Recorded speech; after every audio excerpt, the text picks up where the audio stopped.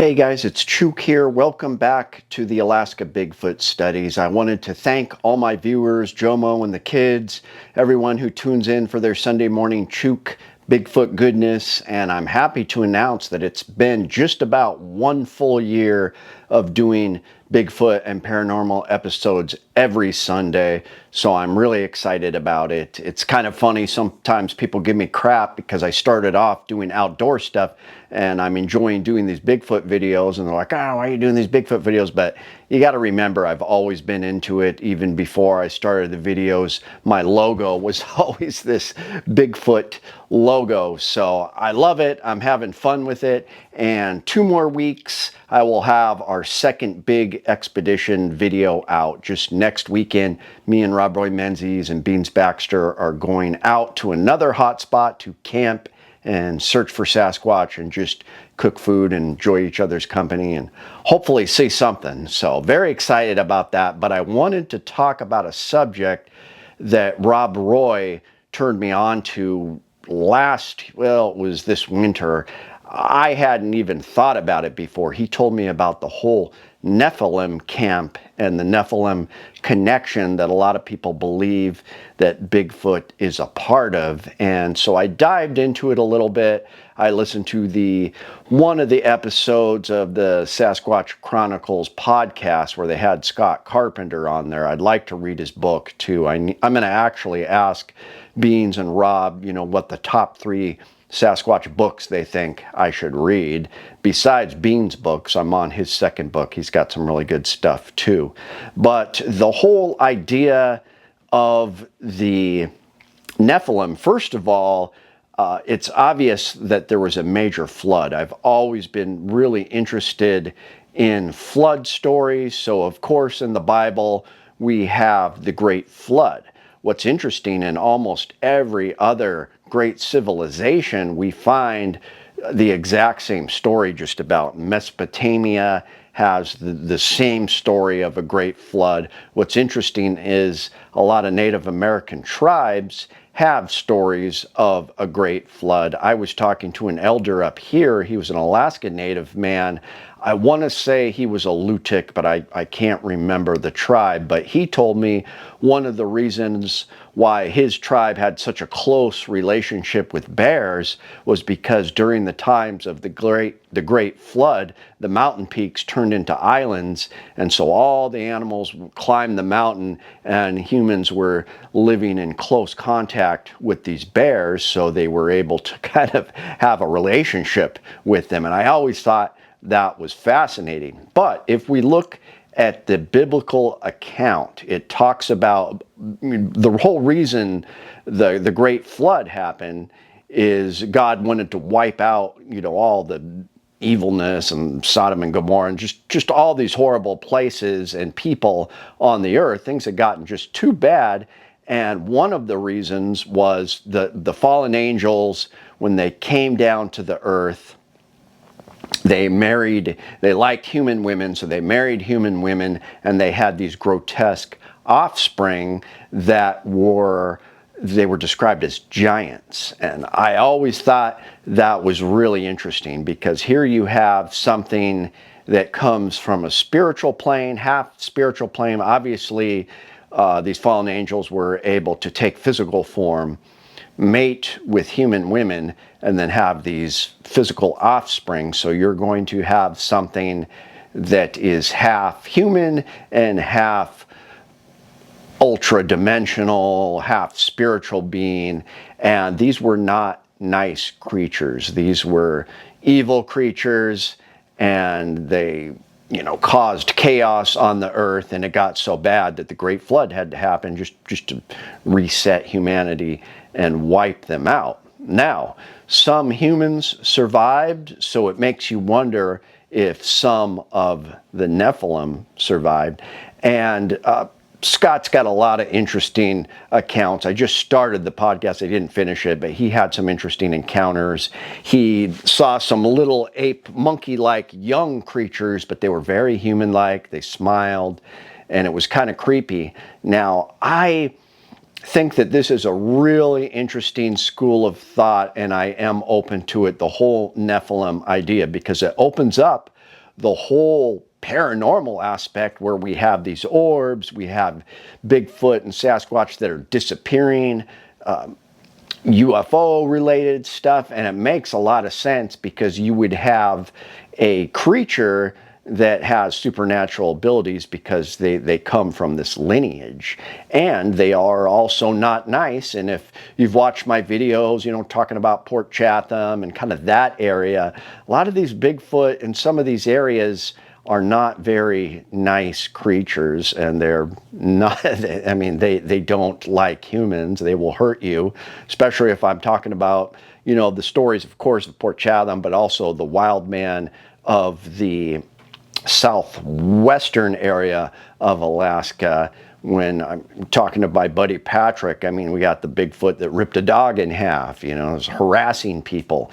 Not nice creatures, and that is in line with this Nephilim school of thought. So I think that is really interesting. I've talked about paranormal abilities. Some Bigfoot are able to, you know, shock people, whether it's with electrical shock or sound waves, stunning them, being able to disappear, have like this camouflage ability, almost like the Predator movie, where, you know, you can see the air ripple around them as they camouflage themselves, and then able to enter this world and go to another place. I've always said that Louis L'Amour was trying to tell us something with his Haunted Mesa book, because in that book, these Bigfoot creatures were going to another world. It was this giant rainforest world, but they were going through these portals that were kivas, and they were going in and out of this world. And that was the last book he ever written. It was completely different than the Westerns he used to write, and it was just kind of strange that he wrote that book before he died and no other books came. Always makes me wonder, but really interesting. And also it opens up a whole nother realm of paranormal creatures, because not only do we have Bigfoot, but we have these werewolf, shapeshifter, dogmen sightings. And this would be in line with the story of the Nephilim that are, you know, half fallen angel, have these powers. The one creature that I have seen with my own eyes was up on Kasugi Ridge. I was hunting bears, and I saw this dogman-like creature. I thought it was like a cat with big kangaroo ears, but at first I thought it was a baby caribou that just way down south. They typically don't come that far south, but it had this predator look with its arms, and it was looking at me like that, and I'm looking at it through a 3x9 scope in my rifle. Just, what the heck is that? Part of me wishes I would have just shot it so I could have seen what it was, but it was just really strange. And then somebody, a viewer here, said that they saw a dogman that looked exactly like that with big ears. It just didn't have the tail that mine in. I don't even remember if it had a tail. I just remember the head and the way it moved. But that is the one sighting I had myself that I could not explain. And that is in line with this Nephilim theory that would include werewolves, dogmen, all kinds of evil shape-shifting creatures. And that's the key word, is there is an evil component to these creatures. Now, how do you combat that? Well, obviously faith is going to be a huge one. So make sure you're right with yourself, right with God, and, you know, have that righteous anger when you go out into the woods. Keep a cross, Bible, that type of thing. I truly believe in that type of protection, and I think that could be important when coming upon some of these creatures. I also think that the whole reason they hate us so much is because they could be offspring. Now, I'm not totally sure about that, but it does make sense to me, and I am open to the idea of this Nephilim school of thought. Now, when you have the idea of fallen angels, some people take that not literally, but they talk about, well, that's referencing aliens that came down and did genetic manipulation, and, you know, they came from the stars, created these hybrid ape people, and that's what we're seeing when you have these sightings of Bigfoot out there, which is also another interesting school of thought, and it kind of coincides with the whole Nephilim story. So I do think that's interesting, because a lot of times with, not all of them, but there's a small percentage of Bigfoot sightings that also include orbs or actual spacecraft, UFOs that are seen coming down from the stars, and you know, even disc shaped and that kind of thing. Even alien encounters with Bigfoot. So it's really fascinating. We're going to keep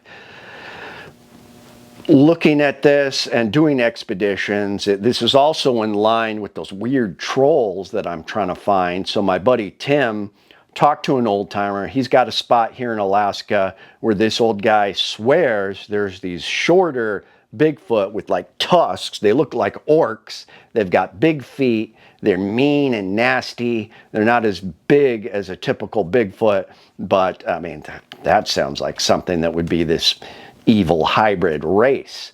Now, the original Nephilim, it's interesting, we don't have, you know, really detailed descriptions other than they were giants, like huge giant people. Now, some of the Bigfoot are very huge according to these sightings. Now, the skunk ape, of course, is smaller. Some Bigfoot have been described as, you know, 6.5, 7 feet tall, but we do have some sightings where it's 10, 12 foot and on up, like monstrous actual giants, like big troll-sized Bigfoot.